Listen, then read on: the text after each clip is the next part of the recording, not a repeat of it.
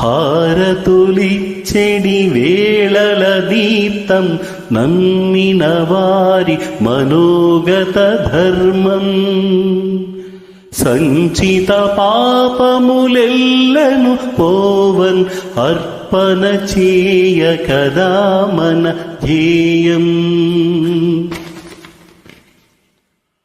ప్రేమ గుణంబును నేర్పిన దైవం, భావము భక్తియుతానగు దైవం. మిలమిలలాడెడు కన్నుల చూడన్ అర్పణ చేయ కదా మన ధ్యేయం.